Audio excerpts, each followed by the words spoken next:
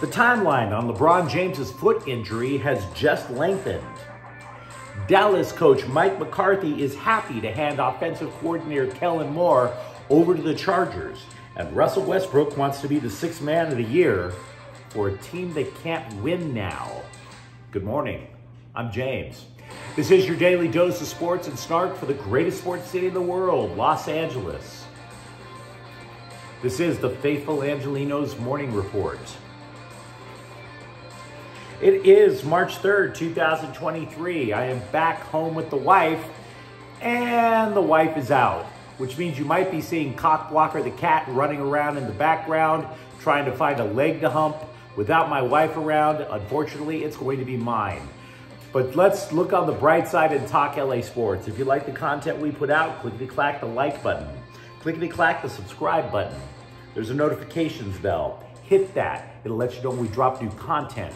Sharing is caring, let people know we exist. And comments, always welcome, except if you're going to ask what my cat is doing to my leg right now.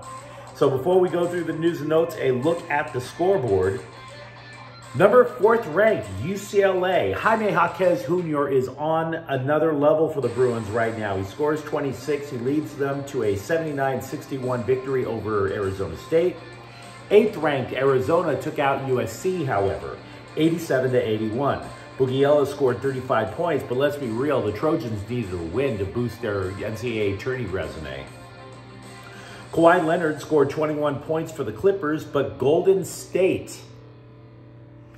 The Warriors 115, Clippers 91. The Clippers have not won since acquiring Russell Westbrook. We'll go into that a little more in a minute.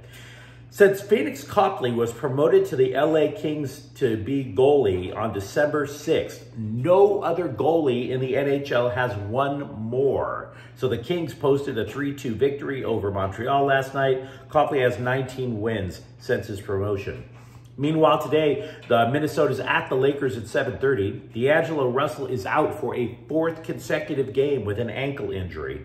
And Sacramento is going to host the Clippers at 7. Mr. Load Management, Kawhi Leonard, is taking the night off. Clippers lose tonight. They are back at 500. So, I don't know what you do in your off hours. Me, sometimes I'll read a lot of political history. We have a Kings trade to get to in a moment. It is not necessarily a blockbuster, but it has literally just happened. We'll get to the details in a half second. Let's talk the Lakers, though. I read a lot of political history, and you talk a lot about the slow drip, drip, drip of information regarding Watergate. We are getting a slow drip, drip, drip about a man's foot. Originally, LeBron James's foot would be reevaluated in 2 weeks. Not so. Now it's going to be reevaluated in 3. So even that little bit of news got jacked up. Now we do have a little bit more clarity as to what's going on with LeBron, but again, it's a drip, drip, drip, slow information. What we do know now is that it's a tendon injury. That doesn't tell us a lot. There's a lot of little bones, a lot of little tendons in your foot. It's a highly complex piece of anatomy. The Lakers are optimistic surgery can be avoided, but they need to say that. They need to. Surgery, that would mean LeBron's season is over, and so would the Lakers' title hopes or playoff hopes. Anyone else noticing that Rui Hachimura isn't making the impact that the Lakers' other newcomers have? Now, he hasn't stunk up the joint, but if you remember, they were thinking about him as a starter. Now he's coming off the bench. According to the player, coaches have asked him to be more aggressive in rebounding. Now, he is listening to it. Hachimura, to his credit, grabbed 9 rebounds in a win against Oklahoma City. I want to tell you something that left me scratching my head. One of the few remaining follicles up there. Dallas head coach Mike McCarthy has ripped former offensive coordinator Kellen Moore because McCarthy wanted to run the damn ball so I can rest my defense, unquote.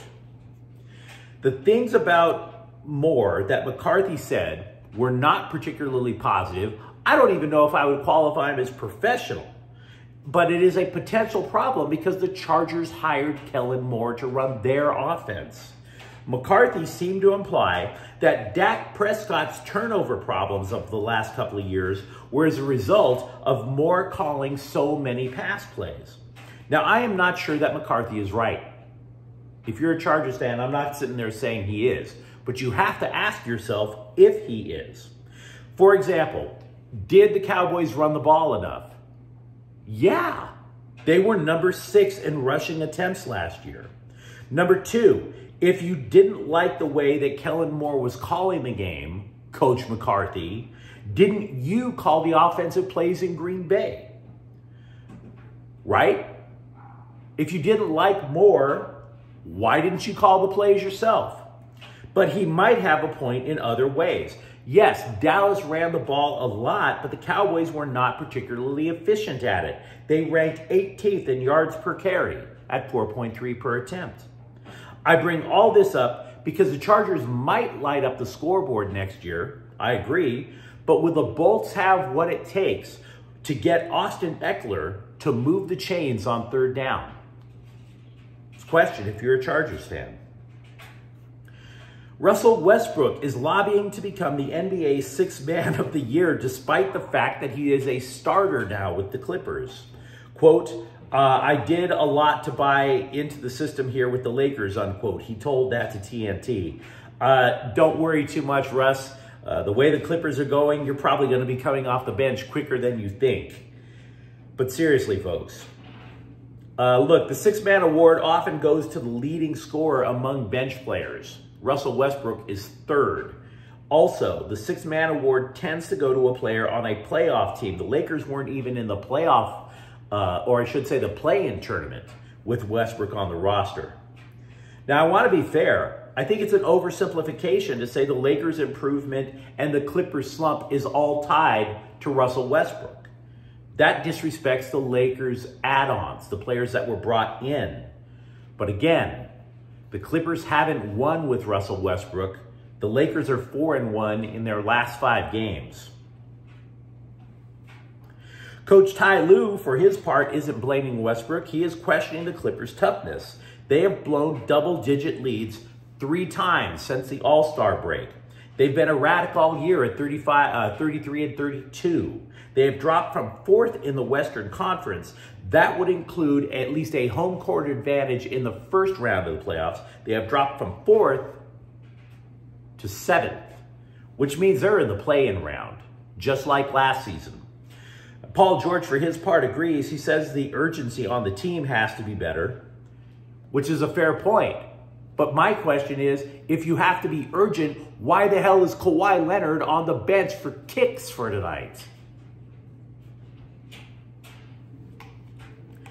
ESPN asked itself a question, which is fine, but if you ask questions out loud, you often look like a damn lunatic, wouldn't you say? The question ESPN asked was, outside of quarterback, what positional group will define a top 25 team season? For USC, the answer is defensive line. They think adding Kyon Barrs from Arizona, as well as Anthony Lucas from Texas A&M, and Jack Sullivan from Purdue could turn the unit from into a strength. Lincoln Riley was asked on a podcast to build the perfect quarterback. And this is why most podcasts are total crap, because it was just a way for Riley to give out flowers to the guys he coached, right? Oh, Baker Mayfield, he had such an infectious energy. Oh, yeah, you really do need the speed of Kyler Murray. Look, I got a lot of respect for Coach Riley, but Mayfield is searching for what? Possibly his 4th NFL team? And Kyler Murray is too busy playing Mario Kart to look at the Cardinals playbook. So, I'm sorry. This is why I don't listen to a lot of podcasts.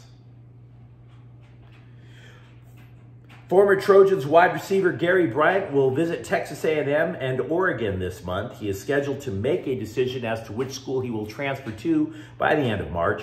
He was a 4-star recruit in the 2020 class. He only played 3 games for USC last year. 5-star recruit for the class of 2024, quarterback Dylan Raiola of Chandler, Arizona, will visit USC once again this weekend. Miguel Rojas has withdrawn from Team Venezuela in the World Baseball Classic in order to focus on the Dodgers. He is the front runner now to be the Dodgers shortstop after that catastrophic injury to Gavin Lux earlier this week. Quote, "It's definitely heartbreaking that I can't go and participate with Venezuela." He said that to the LA Times. "The reason why is a new opportunity opened up for me, an opportunity to play every day," unquote. It's kind of obvious that the Dodgers probably dropped a few billion hints in Rojas's locker, just covered in sticky notes. Don't play in the World Baseball Classic. Your future depends on it. A part of Interstate 5 in Fullerton is going to be renamed after Tommy Lasorda, where he lived for decades. And I have a sinking feeling, I already had a sinking feeling, that Tommy Lasorda lived in Fullerton. He almost ran me over with his car out there. This was over a decade ago, man. There's this shopping center by the 91. It had a Best Buy. I finished a workout at a gym. Figured I would keep getting my steps in by going to the Best Buy. Screeching tires. Look over. Oh, it's Tommy Lasorda. So, yeah. We look at each other. He drives away. I mean, I would have loved to have talked to him. You know, it's not like I was going to sue the man. I'd be like, "Hey, dude, I used to interview you when I was a sports writer once in a blue moon." But I guess in that point in his life, he had other senior moments to get to. So that is how I was almost murdered by Tommy Lasorda. Congratulations on having the freeway, sir. Who gets the nod for the Dodgers in center field? We brought that up earlier in the week. Dave Roberts said that David Peralta and Jason Hayward are likely platoon players, which suggests the job might still be Trace Thompson's to lose. The LA Kings have just acquired center Zach McEwen from the Philadelphia Flyers for forward Brendan Lemieux and a 2024 fifth-round draft pick. Now, McEwen, the reason I didn't bring this up higher in this little broadcast is McEwen is not really that much of a difference maker. He has 4 goals and 5 assists in 46 games played this year. Lemieux, for his role, he has 3 assists in 27 games. So this is not exactly an earth-shattering move. Having said that, the NHL trade deadline is at noon today. Moreover, from the Kings, did anybody else notice that former Kings goalie, Jonathan Quick got moved again yesterday? He was traded from Columbus to the Vegas Golden Knights, which is nice for it was a nice gesture by Columbus. They're like, "Look, we know we suck. We know you're a Hall of Famer. We know you want a chance to win." Boom. There you go. But I got to tell you, it puts Kings fans in a really odd place. I'm thankful that Jonathan Quick did not have to set foot in that dystopian hellscape known in Columbus, Ohio. We don't even know if the water is drinkable there right now. But Vegas? Do you really want to root against Jonathan Quick? Even worse, Quick has stunk up the joint this entire season. I don't want to take delight in watching him fail just so my team can potentially win the division. If last year proved anything, it's that the Rams just can't roll out a quarterback who is barely XFL caliber and expect to win. Would you believe that? So as the market is shaking out for players, Baker Mayfield is actually considering a return to LA. According to people who work with Mayfield, they realize that the 2 biggest dominoes in the quarterback market in the NFL are obviously Aaron Rodgers and Derek Carr. Where are they going to wind up?